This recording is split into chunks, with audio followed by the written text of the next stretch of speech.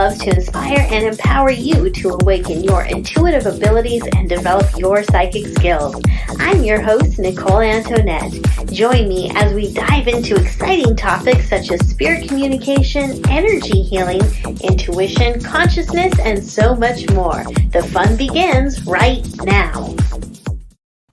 Happy Tuesday, everyone. So excited to have you here for another episode of the Guiding Echoes radio show here on the UPRN network, 105.3 FM New Orleans, or perhaps you are joining us on the Guiding Echoes YouTube channel or Facebook page. And of course, as usual, if you join me there, you will be able to connect with me during the chat. And later on, when we bring in our very special guest, Veronica Lee, you'll have the opportunity to ask her some questions and interact with her as well. So it's going to be a great show. And let's go ahead and get started with the energy of the week. So that's kind of a newer thing I decided to do on the show, where as we begin, we're just going to kind of tune into this week's energy as a collective and see what the universe, what our spirit guides, what our angels all have to say. So immediately as I'm tuning in and asking about the collective, one of the images that I'm getting is a pot of water on a stove. So that doesn't foresee you cooking up meals or cooking up some ramen, although maybe you will. But what I'm getting from this is it feels like this week, and I feel like this is probably going to be closer to Thursday or Friday, you might feel as if you're getting to a boiling point at something. And so when we tune into that energy, when we know that we're getting to the boiling point, that is an indication from spirit that you're going to want to stop, going to want to take a nice deep breath, and you want to kind of refresh your emotions, refresh your mind, and think about what it is that is getting you to that boiling point. And for many of you, I think that this has been a slow procession. What am I trying to say? Anyways, it's been a slow journey to get to this boiling point that you're about to arrive on Thursday or Friday, somewhere around that point. So think about what it is that's bothering you, because you already know what it is. And the truth is, when we are made aware of how our emotions are affecting us. And that's the thing. I think for many of you, you're pushing those emotions down. You don't want to acknowledge that they're there. You don't actually want to get to the boiling point. So you're pretending that you're not angry. You're not frustrated. You're just fine. What? You upset? Nah, ridiculous. But we all know something's bothering you, right? You know it. You feel it. And so what you want to do is you want to be able to address that head on. And this doesn't mean that you have to do it in a way that is sarcastic, or you don't even have to get angry about it, although maybe you're already there. You want to stop and think, okay, what would the best version of me, if I was actually happy right now, if I was healthy, if I was feeling more focused, how might I address this situation? And for many of you, this isn't just a situation. I feel like this is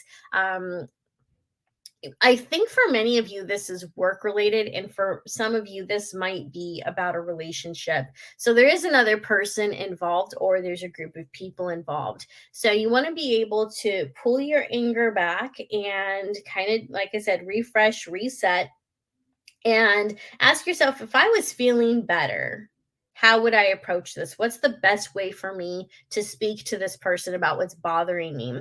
Another thing that you can do is, if you happen to be a fan or a follower of, I want to say John Maxwell, because that's the first person that pops to my head, or someone who's a really good communicator, you can actually put yourself in that person's shoes and be like, all right, well, what would John Maxwell do? What would, I can't remember the guy's name who wrote the 4-Hour Work Week, but he's pretty articulate. He seems like someone who can get his point across pretty well. How would that person confront this situation? And rehearse it in your mind before you actually go through with it. And what I see happening for many of you who take the initiative to do that is, you're not going to get to that boiling point. You're going to be able to avoid that scenario, because if you get to the boiling point, the person that's going to get hurt is you. You're going to end up kind of shooting yourself in the foot. We don't want that. And I do see that whole situation mellowing out. And there might be some compromise, but I think for many of you, I don't see many of you getting what you want out of the situation, but there's at least some type of a resolution. And going about it that way is going to be a lot better than waiting until all of those emotions spill over and you end up getting really upset with yourself. So I hope that that resonates for some of you. So I see Carol saying, I'm grateful for all emotions. They are teachers. And yes, they are. They are definitely teachers. Your emotions give you so much feedback about your inner world and the world around you. And so when our emotions are coming up that way, we definitely want to pay attention. Stacia, I love the hair. Thank you, Stacia. Appreciate that. Remember, if you are listening to us on UPRN 105.3, you are also able to connect with us on the UPRN chat through the Facebook group or through the YouTube channel. And you can also join me on the Guiding Echoes YouTube channel or Facebook page, and you can connect with us on the chat there. And then AJ is saying, I'm so bad at communicating, terrible with words. Well, and that's why rehearsals can actually be really well. And remember, you've got a whole team in spirit that is there to help you with these things. You know, your spirit guides actually help you through these things. So think about the situation in your mind. Really picture it. Picture the players in it. Who is it that you have to talk to? What is it that you're confronting them on? And ask your spirit guides for the appropriate words. Ask them, like, how should you open the conversation? What questions should you ask? What statements do you need to make? One of the things that I've done in the past is when I've had to confront someone, I'll actually make a list of the different things that I need to talk to them about.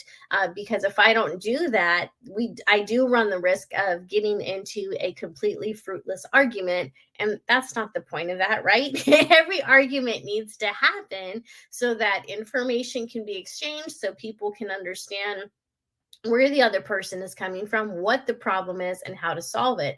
Unfortunately, in this day and age, most people don't argue to gain information and to gain understanding. They argue because they just want to win. And it's kind of ridiculous sometimes when you have adults acting that way, but we're all guilty of it, myself included. So there you go. So that is the energy for the week. I hope that was helpful. I hope that you guys are able to take that information and create a plan with it. Tammy's saying, I'm at a boiling point. I hold things in for too long. You know, Tammy, I totally empathize with that. Because I've been known to do the same thing. I think that for those of us who are recovering people pleasers, I'm just going to raise my hand and call myself out on that one. We do tend to hold our emotions in, right? Because we don't want to make anyone else uncomfortable. We don't want anyone to be upset. We do want to see other people be happy, but a lot of times that comes at the sacrifice of our own well-being, and there's a lesson in that for us as well. So, my guest today is Veronica Lee. She is not only psychic, she's a mystic, she's a fantastic spiritual mentor. I've had the pleasure of knowing Veronica for, I think it's been close to 10 years. It's been quite a while. She has been featured in Om Times magazine, where she's also written quite a few articles. And we're going to bring her on to this show right now. So, Veronica, welcome. Thanks, Nicole. Good to see you. It's good to see you too. So you're looking good today. Loving the makeup, loving the long hair. Everything's looking good. Thanks. Just had to do a little bit of mascara so that my eyes at least popped right through the glasses. Right. Very important. You can't leave home without mascara or lipstick. That is every woman's rule. Exactly. And if it's not, it should be. So anyways, welcome to the show, and tell people a little bit more about what it is that you do, because you're not just psychic. You're also, I want to say, you're a pioneer in the spiritual world. Like, I really believe you are. You have this amazing gift at channeling, at tuning in, at getting to the root of the problem, and not just giving people information on what's going on with their lives and what's, most people go to psychics because they want to know what's in their future, and that's fine, but you give people tools to maneuver through whatever it is that they're going through. So tell us more about this, the whole package that is Veronica Lee. I want to know. Yeah, that's an interesting package. So First of all, I was raised with all things weird. My mom got into metaphysics when I was about 3 years old. And so I was going to all of her woo-woo classes with her spiritual teacher and holding my hands over people. So all things really crazy like this that now are becoming more popular were really part of my foundation. And I'm 55 now. So I've been doing this a long time. In terms of working specifically as an intuitive and spiritual mentor, that's been over 15 years. And the reason I started to move into this, realm and actually do this professionally rather than just being a mom, which is what I wanted, or being an interior designer, which is what I went to school for, I really found myself in a crisis. And it's often through crisis that we sort of find ourselves. Sure. And in that crisis point, it was sort of like, okay, this is really what I'm supposed to be doing. And reading people is only part of it. Like you said, it's holding space for them to become who they are is not as easy to articulate in terms of, oh, here's how I do it and here's what it looks like, because I work very organically. Yeah. There are two main ways that I work. First of all is I do readings, and they are generally working with the Akashic Records. And a lot of people think of the Akashic Records as sort of past lives, right? I don't see it so much as past lives as I do seeing it as connecting in with your soul, connecting in with this huge energy field of who you are. So really working in these really high vibrations. And I also do work as a spiritual mentor. And what that means is basically allowing people to be seen on these really deep levels, and to hold space for them to emerge into, being who they're here to be. So it's not like I said, it's not like a checklist, like, oh, you want to get from, this point, and here's your specific goal, and I'm going to teach you how to manifest that. It's really, I look at your system, your being, your whole energy system, and it's like, oh, here's what's going on, and here's your next step toward unfoldment. So I hope that helps a little bit, but it is a little tricky to try to explain. Right, absolutely. And so are you finding, so you mentioned something earlier that was interesting to me. You talked about people connecting to their souls. Over the last 2 years, I feel like people have been disconnecting from their souls as a way of escaping this reality and all the weirdness that we've been going through over the past 2 years. So I'm curious to know what have you noticed about that? Because what have you noticed about the energies, the consciousness of people? How is all that how's that been at play over the last 2 years? Yeah, that's a good question. So like you, I actually do a weekly transformational forecast on my YouTube channel. And so what you were saying this week was very similar to what I was saying yesterday. I bring it every Monday. And really what I'm seeing is that we have been awakening for a long time. I mean, if you go back to when I was a kid, we were talking about the age of Aquarius, right? It was this, interesting phenomena that was coming onto the planet. And we were like waking up to that. But that's a long journey, right? And what I'm seeing is that there are people who come in highly awake and who really plan to make a shift in consciousness for themselves and for the planet. And what's happening is, as they sort of step away from that, as they try to sort of deny who they are and what they're here to be, that's when more and more crises start to happen, right? So it may be that, yes, they want to try to, numb themselves down with drugs, or they might try to, run away from who they're here to be, or they might use some defensive mechanisms like you were talking about at the beginning around, picking a fight to win rather than learning how to communicate so they can really expand and open their heart. They may do all those, but who's ultimately going to pay are themselves, right? Because even if you want to resist your own growth, your soul is going to say, I remember the contract that you made before you came in, and I'm going to hold you to that. And that's challenging, right? That's really challenging, to be held accountable to those soul contracts, to this integrity of being the best version of ourselves, of really stepping into our truth, our power, and our joy.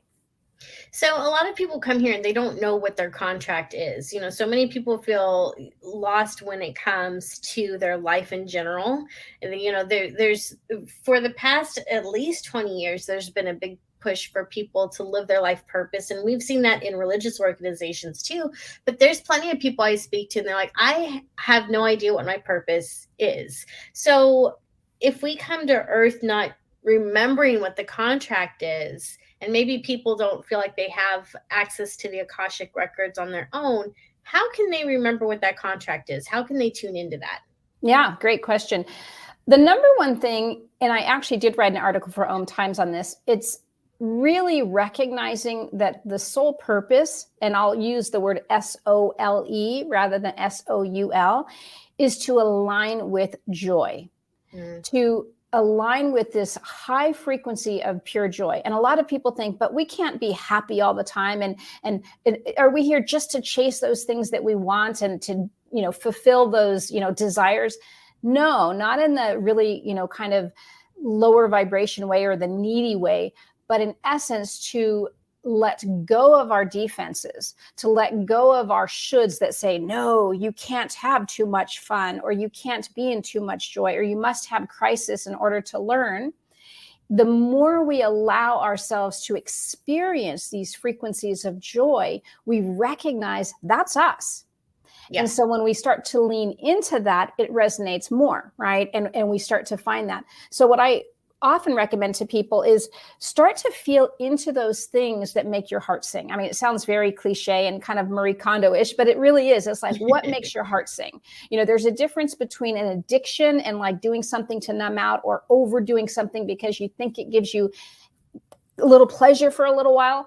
But joy can come from basically anything in which you are in your center, in which you are really present to this moment and feeling, this profound sense of peace.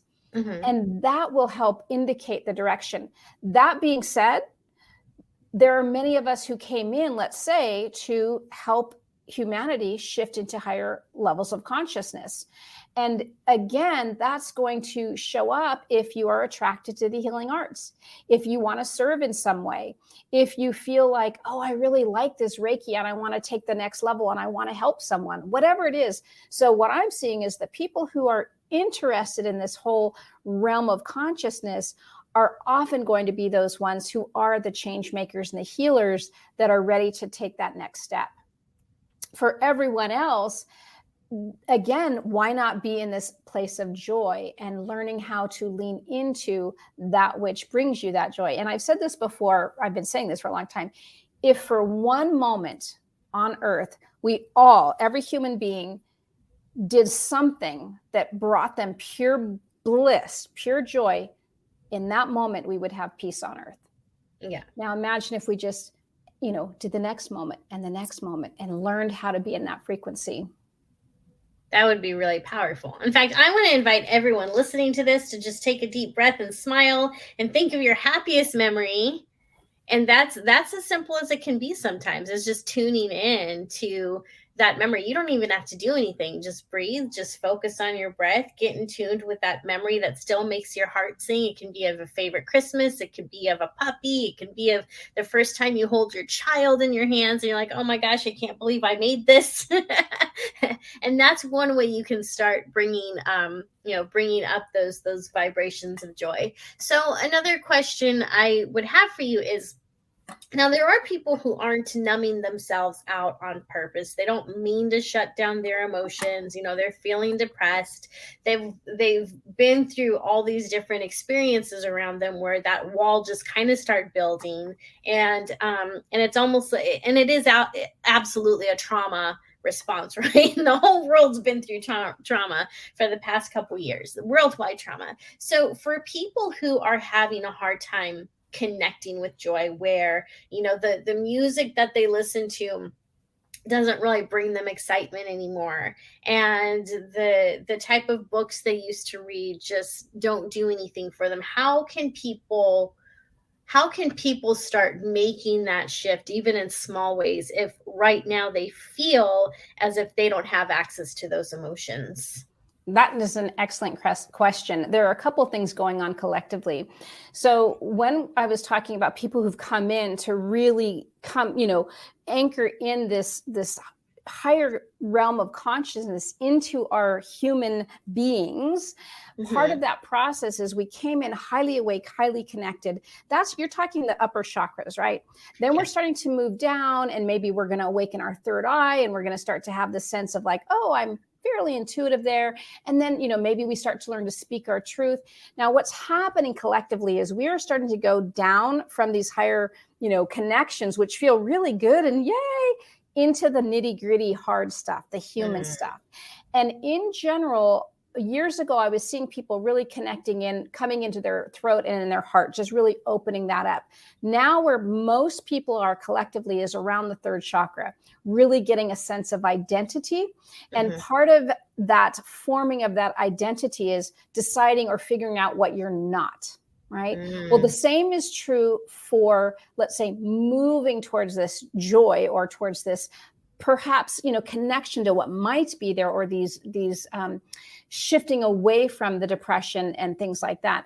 First of all, it's going to be acknowledging that you probably have some kind of trauma, right? So we do need to process our trauma, whether we do that through a qualified therapist or whether we do that through, I love the work of Gabor Mate, or any of the other people who are really understanding the vagal nerve and how it's really impacting, the trauma in their body. So collectively, we are starting to come into the trauma aspect. So it's not just you, but more and more tools are available for you. So you're not alone in it, but there are more people who are qualified and who are addressing this.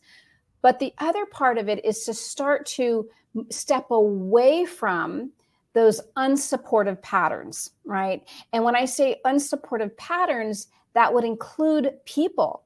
So, if you're around people who make you feel like crap a lot, right? It's not about blame, because you don't want to go into blame. They're doing this to me and they're, whatever, because that just really keeps you in victim mode. But recognizing that it's not, again, this person has to make me happy. We're responsible for our own joy. But if that person's energy makes you feel like crap from after being around them, then it's like, okay, I want to spend less and less time with this person. The same is true for environments. The same is true for work. The same is true for media. So it's starting to unplug from those things that aren't resonating, that don't bring us joy, as best we can, because a lot of times we're going to say, oh, but I have to have a job. Yeah, you do.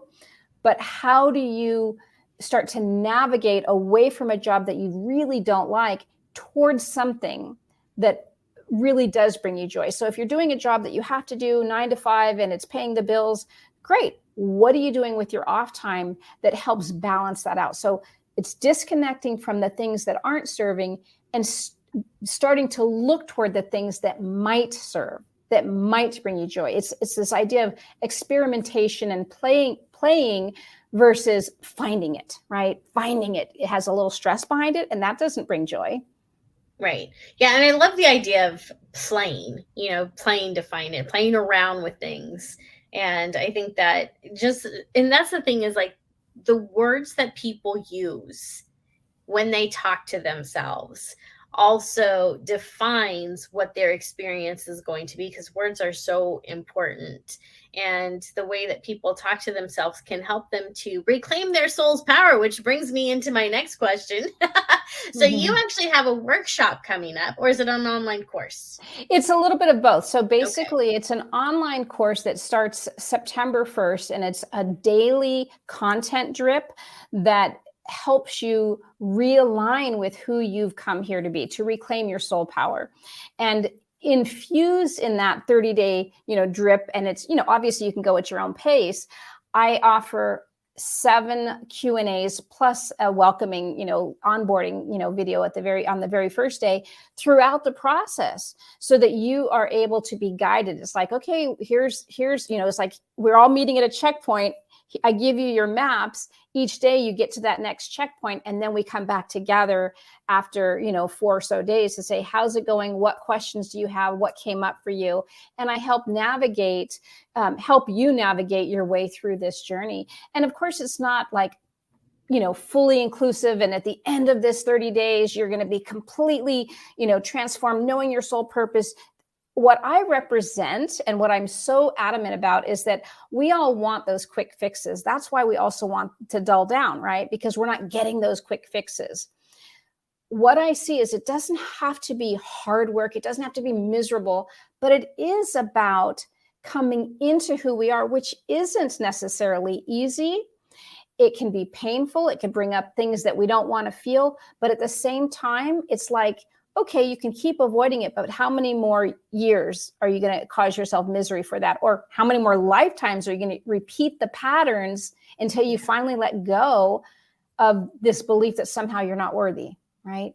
So it's really helping you, this course that I'm offering, remember your worthiness and start to, kind of rekindle the joys that are within you and start to awaken those inherent spiritual gifts. So it just works our way through the process of this sweet awakening and playfulness to rediscover who you are and to reclaim your soul power. That's beautiful. It sounds like a very, very powerful course.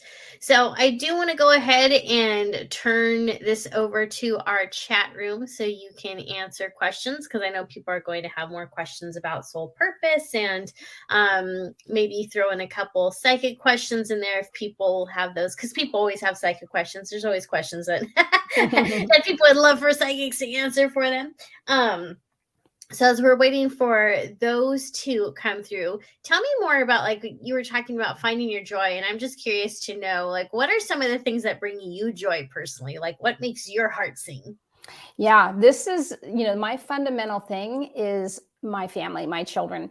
When I was little, there were two things I really liked. First of all, it was anything, occult, metaphysical related. So I literally had a black cat named Familiar. I was like a witch, for Halloween. I don't know how many times, or I was, a little fortune teller. I actually had, at the time, it wasn't real crystal, but I have a so-called crystal ball. I used to, wish for every single birthday, I wish I had magical powers. My favorite show was Bewitched. So that whole realm was always like my passion and my interest. But more than that, I wanted to be a mom. And I am an only child, and, and my mom took in a lot of my cousins and fostered them, throughout my growing up. And I loved having these little playmates and siblings for a little while, but they'd always have to go home, they'd always go back to their parents, which is good, right?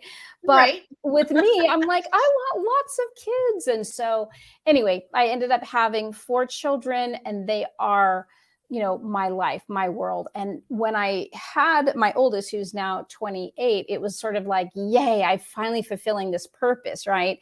And, subsequently, after, 2 and then 3 and 4 came along, it just consumed me in a way that was just filled me up. It was difficult. I did everything sort of, not traditionally. I had a family bed. I chose to put them in a Waldorf school. So everything I did was ultra conscious, which in essence is a lot of work, but it was what brought me joy. And it was hard work. And yet my family still brings me joy. And if I were to start to now talk about little things I like to do, I like to do handcrafts and such. So I like to knit. I like to do macrame. I like to do some crochet. So, a lot of things like that. I enjoy being in nature. I enjoy gardening. So those are the things that are sort of in order, if I were to say, in terms of the yay to, the little hobbies and such. But even those things like knitting and gardening are very meditative, though. I find that a lot of times when I'm knitting, or even just listening to my favorite music, or heck, taking a shower, that seems to be when some of my best ideas come to me. Absolutely. And I'm really enjoying, I just made a dream catcher this week, and I love fun. the pattern of the dream catcher. It basically, becomes like a lotus, right? And then you get to put little crystals in the middle if you wish. And yeah, there's just this beautiful, I love patterns. And I think that's what also makes me a good reader, is I see patterns. I love patterns. I see how things are related. And I do think it's all related, and in the Waldorf school, they teach children how to knit in first grade and in second grade. And I actually teach children how to knit. I do that a couple of days a week. I work at the local Waldorf school, and I love to see children, like getting it, to understand like, oh, this is working, and to see them take this, one strand and turn it into a fabric and to understand how it works. And it really helps develop the brain. It helps their hands develop, which also is, related to the brain. And I just love that whole process. So working with children, even not my own, is still something that brings me a lot of joy. And especially when it's married to crafts. Right. Absolutely. Yeah.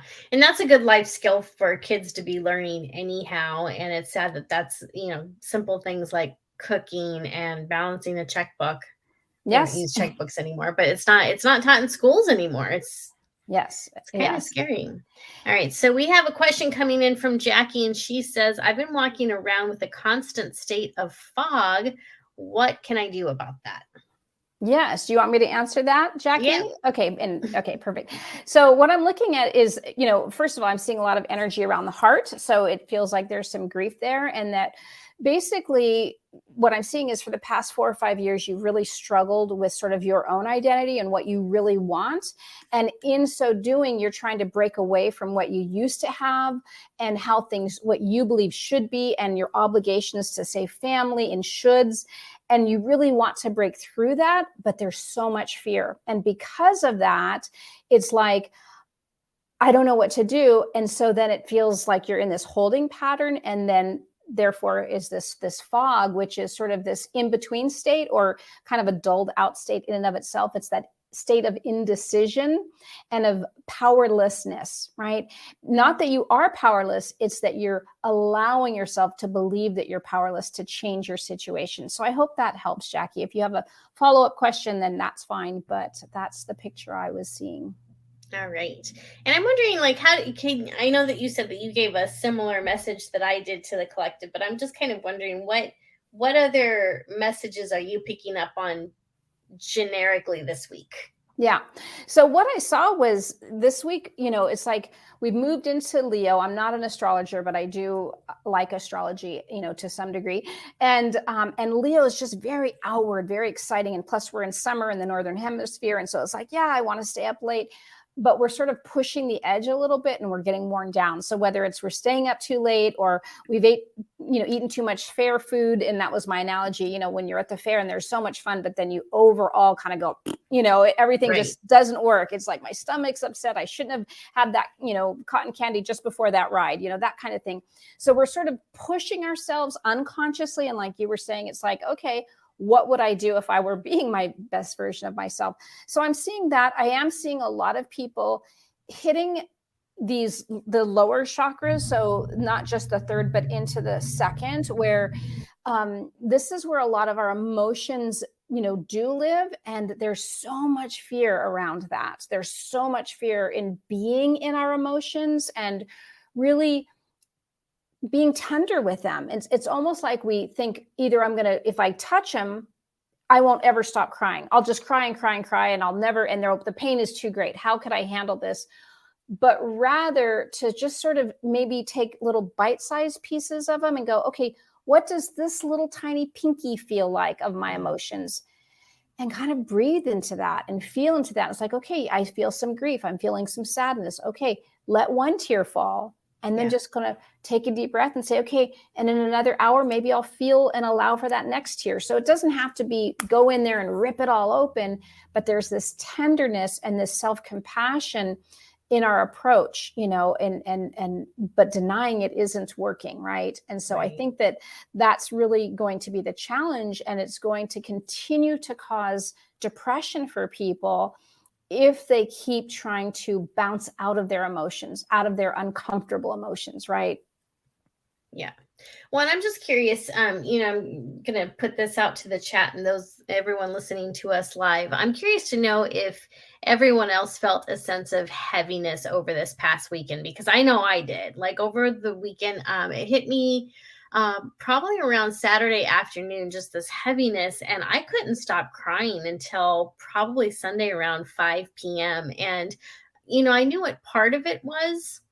Like part of it I could identify with, like, okay, I'm missing this and I'm feeling heartbreak over this. And so some of it made sense, but I also know some of it's healed and some of it's been moving forward. And so there was the rest of it where it was just like, I don't know where this is coming from exactly. And so, as I was talking to a friend of mine, she was feeling the same way. And as we were talking, we are like, this has to be collective energy. And as I'm looking through the chat, a lot of people are saying, yes, absolutely, for sure. I was drained and exhausted. And so that's another thing to keep in mind, is that, your life can be going good, and we are all collectively connected. And so we can pick up on those emotions from each other. So what is it when that happens, like from your perspective, and when you're looking at energy and you see people who are happy, but they're empathic, and they start to pull in those emotions and they start crying really on behalf of others, like what is the purpose of that? Yeah. I'm going to say a couple of things to this. I cried pretty much all of Saturday. I was crying all this morning, so I had to do my makeup so I could, do this. But for me, there's a tender point where we are right now. And for me, I lost my husband on July 24th, 4 years ago. And I lost my mom August 3rd, which is tomorrow, 4 years ago. So I lost them within a 10-day period. So in this, week and a half time period, I'm hitting some really, big stuff. But what I will also say is that we have spent, let's just look at the whole picture for a minute, many of our years, many of our eons, decades, whatever you want to call it, avoiding uncomfortable emotions, right? Yeah. The only uncomfortable emotion that we allow ourselves to feel is rage. Men more so than women. Mm-hmm. And then there's this acting out, right? It's like, okay, let's shoot up a school. Let's beat somebody up. Let's, call them out and troll somebody and call them names, right? Because it's like it feels empowering, but it's a false feeling of empowerment, right? Because what we're trying to do is gain power over this uncomfortable feeling, and we want to overpower others so that we don't feel so bad. But the reality is that we are human, tender, multifaceted, empathetic beings, right? And we are really trying to heal. And when I say heal, it doesn't mean go and erase and fix something. What I mean is heal this belief that somehow having emotions makes us wrong or bad or flawed, right? Mm-hmm. And so one of the things we're going to have to get used to, whether we want to or not, is feeling these emotions, whether they are ours or somebody else's. Now, I'm going to give you a picture of this empathetic piece. So the thing about being an empath is that we are all born mostly, just like I was taught from the time I was a child, that we're all psychic, right? It's just, what is your particular gift, and are you developing it? Are you practicing it? Well, if you think about children, one baby will cry in a store, and the other will set off all the other little babies and children crying, right, out of empathy. So that is a natural state. And what happens is that if you've got a whole, collective suppressing their emotions, and a lot of this grief and sadness and feelings of unworthiness, it has to go somewhere. And those who are starting to open up to who they are, open up their gifts more and get in tune with them, are going to go, whoa, I'm feeling this. And so a lot of times what we're feeling as empaths isn't just ours. It's impounded and compounded and impacted by everybody else's too, by this collective seething or, pool of heaviness. One thing is important to recognize is that, yes, yours is in there too. And the other is that what isn't yours isn't your responsibility. So once you can start to recognize, wait a minute, this isn't really mine. And so you can then learn tools to give it back to these higher realms of consciousness, give it to the people's angels. Like if you have a roommate who's not real happy, it's like, that's not my job to fix them and to carry their stuff. Let their angels handle it. Let their guides handle it. This is between them and their higher selves, right? Easier said than done, but there are tools to be able to do that. And then the other is to really take responsibility and start to work through our own stuff, because when we do, then the rest of it it doesn't feel so heavy. It's like, because when we start to clear out our own stuff, we're not drawing in all the heaviness from everybody else, if that makes sense, because it's sort of that like attracts like. So when we start to be more clear, it doesn't impact us the same way. Right. Well, and the other thing too is when we're able to take care of our own emotions, I think, and really get into them and dive into them and pull them apart, we are giving ourselves permission and the power to transmute our own energy and start to shift it. And when we're able to start doing that for ourselves, we're able to start doing that for the collective too, I believe. And so when we start feeling these uncomfortable emotions of sadness and heaviness and pain, first, I think it's important to remember that it's funneling through us, not because we're being punished or anything like that. Because I know empaths all the time, they're like, this is a curse. And it's like, can understand why you would say that. It definitely feels that way sometimes. But it's really, we're kind of all these different, instead of water filters, we're emotional filters, and we're helping people filter that out. And so being able to notice when we're receiving that information and either shooting it up to the heavens or shooting it out down the ground, either way, it's going to get transmuted. It's going to be very helpful. But I think what empaths forget, and what I forget, and what I'm trying to get better at, is you can send energy back that's helpful, that's happy, that's pleasant, that's blissful even. And so by being able to sit with those emotions and see what's coming up, like I said, over the weekend, I could identify some sad things that I was feeling sad about, but then the rest of it was like, I don't know why I'm feeling this. None of this makes sense. This is just, nervous system trauma response, and I couldn't figure out what. But then when I was able to like cry, because I was like crying almost nonstop over the weekend, and I finally got to that point where I was cried out and I could relax, I just kind of closed my eyes and I visualized a pink light, because I love visualizing the pink light. And I just started sending that out to whoever needed it. And I was just like, I trust that this is going to find its home. Like, I trust this is going to go where it needs to be. So, and that's just something I want to put out there, is like, as an empath and as people who are feeling all these emotions, you don't have to stay stuck in it. You're not helpless, and you can do something about it. And first you have to, like Veronica was saying, work through your own crap, work through your own emotions, work through your own trauma. And when you're able to do that, it becomes so much easier to send out those good vibes to other people. But it really does. But all of this at its foundation, it's about not just feeling worthy, but I think loving yourself. Absolutely. Yes. And I think that sometimes to get to that point of loving ourselves has to start with this awareness of our worthiness, right? Mm-hmm. It's sort of like, if we're not worthy, why would we love ourselves? Yeah. And one of the things that I've seen, just how I've seen that, we've come in to really transform, and we want to, kind of make this collective shift. And we came in to do this. One thing I've seen that basically every human has agreed to, besides gravity, it's like, yeah, I'm going to incarnate on this earth planet. And breathing air. Yeah. And having, human skin and all of these things that are part of being human. There was another piece, probably written really tiny, and we just thought, oh, what's the big deal? We agreed to some level in belief in unworthiness, because that's the collective shift that we wanted to make, right?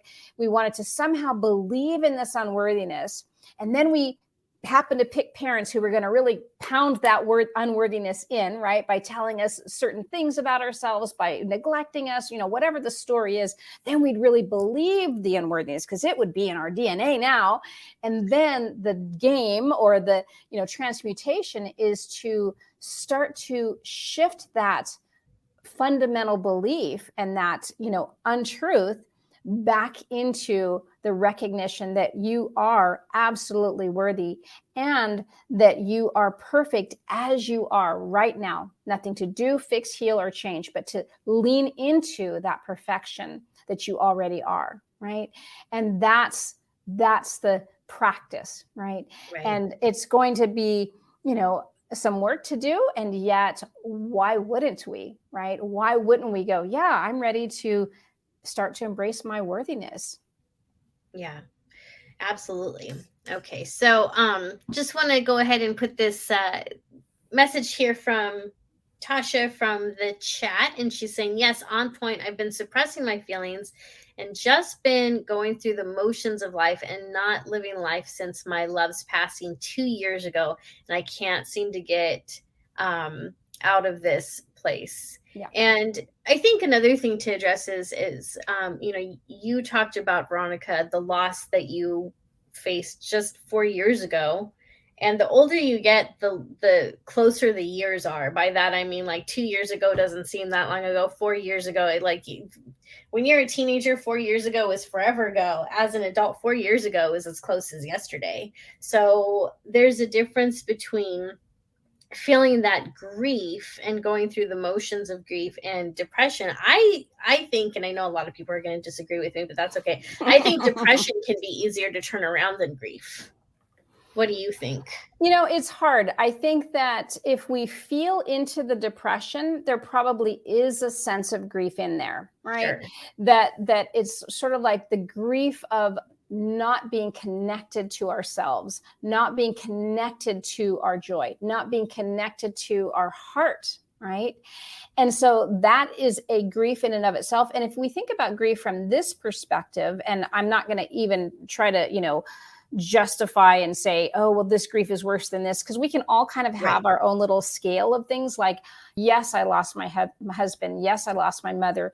They were my foundation, these two people. I was with my husband for over 30 years, right? And at the same time, losing a child is unimaginable to me, right? And so and we're all so different. But one of the things with this grief piece is when we took that very first breath, when we were incarnated, we suddenly had lost the ability to just breathe in the amniotic fluid with air or without air, right? And there was ease there. There was grace. We didn't have to do anything. All our needs were met. And as soon as we incarnated, it's like, there's this struggle, right? And there's this feeling of, I'm no longer connected. And then there's a literal cutting off of that connection to source, to mother, but also on a psychic level, this disconnection from source, right? Consciousness. And that's got to spark on some level this tinge of grief. Right. And each time that our parents looked away and didn't look in our eyes, or each time that we had to cry it out, or each time that a friend might have hurt our feelings, that's grief. Right. And so you add layers and layers of that. And again, it's not like, oh, everybody else is to blame. It's like, oh, this is the part of being human, that we get to have all of these feelings and we get to be even confused by them all. But they just sort of, work their way into sort of the underground, right? Because we may not even recognize at that young of an age how to process them, right? And the last, person who made a comment said something about, that going through the motions. Well, emotions are when you're, the energy of the feelings are in motion. And so, it's like, how do you let that move? And crying and not being able to let's say get over some kind of grief is letting that emotion, letting that energy move, right? So in other words, it may be 10 years, it may be 20 years that grief may still trigger something, and you may still have an emotion. It's like, okay, here it is again. And if you could welcome that moment, it just, again, it's that honoring of all. And sometimes that's part of why, if somebody has a loss, it may be so difficult because of all the other little mini griefs that have been there and not moved. Right. Yeah. So it's all those different pieces of trauma and those things that we lost, and it just adds up. So instead of having just one big event that we can point to, it's a little harder because it's all these little things, like the straw that breaks the camel's back. Exactly. And one of the things, when my daughter was in a preschool, she was like a year and a half, and I thought it was a really awesome program. It was through UC Davis, the human development program there. And so she was in this little preschool, and the teachers of the preschool were students of UC Davis human development. So it was sort of like a experimental, live, interactive, class. Right. And one of the things they didn't do is they didn't project onto the children, right? They would just witness. I see tears. I see tears. They're just, and we didn't get that. Most of us did not get that from our parents, even with my mom, who was ultra conscious, she was kind of emotionally afraid of her emotions, even though she would be willing to hold me and say, you seem really sad. Is there anything you want to talk about? And she was there for me. Part of what I picked up because we are such empaths. And also you learn more from modeling than you actually do from, interactions. Absolutely. There was a part of me that said, oh, she's not safe in her emotions. So I may be able to feel okay by telling her some things, but I'm going to hold on to these emotions because these are the ones we don't talk about, because that's what I'm noticing she's doing. Right. Yeah. So it's again, it's not to blame anybody. It's just this pattern, this process of not having the tools. And as adults, we get to go out and learn some of these tools, and they're not as difficult as we think. And like I said earlier, there are so many people right now that are really addressing trauma. Wow, what a perfect time as we move into these deeper, we haven't even hit, collectively the second chakra or the first. When we get to that, it's not going to look or feel good at all. I'm not predicting anything, but I am. It's not going to be pretty. So you better kind of be, ready and have some tools, handy. Yeah. And to get to that first chakra, just to kind of play on that a little bit more, I've been talking to a lot of psychics over the last week, and they're all saying there's another wave of something coming. Like everyone feels it. Absolutely. Everyone feels it. I think that's what like last weekend was partly about, but everyone's just like, it's like we're all on edge. Like, oh God, what is it going to be this time? Like we all know it's coming. Yes. So for those of you listening, if you've been feeling like something's coming and you're trying not to be pessimistic, but you're feeling like something's coming, I want you to know, validated, we're all feeling it. You're not going crazy. It is an actual thing. Okay, so our next question comes from Sherry, and so she's asking, do you know if there's something I need to work on to bring my ability to a forefront and be able to control it? That's a great question. Yes, it is a good question. So what I'm seeing, Sherry, is that you are an empath, a lot of energy in the heart, and that's scary, right? Because it's like, oh my gosh, it's too close to all that I can feel. I don't know what to do with this. It's not about controlling it. It's not about controlling it. It's about learning to work with it. Right. Mm-hmm. So the thing, as soon as we start wanting to control something, what does it want to do? It wants to like break out. Like anytime anybody wants to control us, we're like, I'm out of here. Right. Same with any of our own natural gifts. It's like, don't you dare try to control me. You've been suppressing me for too long. I'm ready to break free here. So it's really about practice. So maybe looking for classes, looking for mentors, looking for opportunities in which you can practice and learn tools. Together, my mom and I were teaching intuitive skills for many years, and the foundation of any intuitive skill is going to be grounding. Do you know how to ground? Right?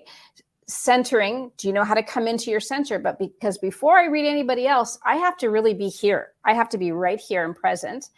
And then the word shielding, it's not because, oh my gosh, the world is so bad and there might be some demons coming in. No, right. Shielding is just like, this is my space, and I'm only going to read your space, but I don't need to take it into my system. Right. And then I talk about opening up that channel so that the information comes a lot easier. So with you, Sherry, what I'm seeing is that, you're also coming into that third chakra, really coming into who you are.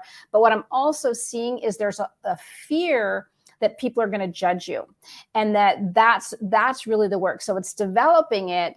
But what's the point in developing it if you're hiding it at the same time and you're shamed and you are scared, right? So that needs to be sort of addressed and looked at is, what are people going to think of me? Or, just making sure that you are, that you are letting go of any shame associated with your gifts and with yourself and with your abilities. So I hope that helps. All right. And we have a beautiful comment from CF. She's saying, I have found that sharing tears is hard because it's hard for whoever is with me. I love that she was conscious enough to notice that. That's beautiful. And I think that's true for a lot of us.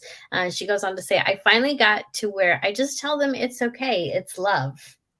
Absolutely. That's very beautiful. That's beautiful. And then Sherry's also responding to what you just said. She's like, I've been called the devil. Welcome to the club, Sherry. Welcome to the club. I promise you, it's fine if they want to call you that, because we play with magic. We're manifestors. We're psychics. Oh my gosh, it's so much fun. So you know what? Let the haters call you that. They just jelly. They're just jealous. And it's their belief system. And the thing is, it only is going to trigger you if you buy into it, right? Sure, we all want to be loved. Nobody wants to be hated on. But it's sort of like if there's something in you that worries, am I the devil? Is this wrong? That, if there's any kind of doubt that you're somehow bad, and that's what I was saying about the shame, it's releasing that shame, because you're otherwise it's just going to kind of like hold on, right? Yeah, absolutely. And yeah, we always want to be careful that we're not allowing other people's projections to tell us who we are. And I think Absolutely. that's hard for all of us. So, that's one of the things that's kind of fun about this life that we're in is, yeah, it has its ups and downs, but ultimately we get to decide who we are. Yeah, so let's see. Christine Gray, I went to Reiki and my mother-in-law told me I was into devil stuff. Well, this is coming up a lot. So someone else is saying my brother calls it black magic. So, we only have a few minutes left, but let's talk about this fear factor a little bit. Like, why is there such a strong fear factor still? It seems like people are becoming more conscious. And so it blows my mind when we still have this. Yes. So I'm just going to kind of put this out there, and this isn't to blame anybody. This isn't to say anything wrong, but A, I live in California. B, I grew up with this, right? And when I was about, I would say 4th or 5th grade, one child said to me, you don't go to church, you're going to go to hell. And I'm like, really? Like I hadn't even like that. It just wasn't part of my consciousness. Right. I've had maybe one other person on my YouTube say something like, you're worshiping too many icons. I just hit delete. That's not part of my consciousness, right? So the question really comes into what is in you that is allowing this to be in your field. So I'm not, again, going into blame. It's just really being super honest with saying, who am I associating with? Why is this coming up for me and triggering me, right? Because once you can identify that, you can complete it, and then it won't be an issue anymore. Does that make sense? So it's really about going, like my mother-in-law, for example, pretty traditional. She didn't ever call me a devil. She would just be like, yeah, that's kind of interesting. We literally did, my mom was interested in all kinds of things, including ritual. And so my daughter, who's 28, she had a little baby blessing, and my mother had everybody like touch their chakras. I'm like, not the root chakra, Mom, please. My mother-in-law doesn't want to touch her root chakra, but she accommodated. But the point being is that my heart was so open, and my mother-in-law loved me, that on her husband's departure, she's later on asked me, how is he doing? And it's just like, so there was just a little bit of fear, but it was never, I was never cast aside. So really start to recognize you get to own you, and nobody else gets to impact that. Right. Absolutely. Absolutely. Well, Veronica, thank you so much for spending your time with us today and sharing your knowledge with us. We all appreciate that so much. And for people who want to learn more about you, get a reading from you, or sign up for your new course and mentorship, how can they contact you? Yeah, great question. So on pretty much all the social media channels, which I don't go on them all, but I still have accounts for most of them, and I do get notifications. It's at Veronica Lee TV. And that's my website also, veronicalee.tv. And on the very front page, you'll see that I have a monthly special. I mentioned that Reclaim Your Soul Power that I'm offering in September. But if you get a reading that's $100 or more, anything that you buy that's $100 or more, you automatically get that course. Excuse me. Or if you just want the course, it's only $44. But all the information is on my website, including all of my articles that I wrote for Om Times, and so much more, videos, etc. Lots of resources to really support you in your own awakening. Fantastic. Well, thank you again so much for joining us. It was such a pleasure to have you. And again, guys, go be sure that you follow Veronica on Facebook, on YouTube. She does her weekly weekly forecast where she does look into the energy of the week. And I love watching those from different psychics because everyone has a different way of explaining it. And then, of course, everyone has different layers of understanding. And it's just always fascinating to me to see what people tune into. So, absolutely fascinating, good stuff. So, all right, everyone, thank you so much for tuning in. We've got some great shows for you on the UPRN network today. Also, wanted to let you know and rather invite you to my psychic party that I'm hosting on my YouTube and Facebook page at Guiding Echoes on the psychic parties at 6:30 p.m. Pacific time. It's exactly what it sounds like. We eat cake and ice cream. We connect with source. We give you messages from beyond. I can't get to everyone. I get to as many people as I can. So I want to invite you for that. Again, thank you for watching. Be blessed. We will see you next Tuesday with another awesome show. And coming up next is more goodness on the UPRN network.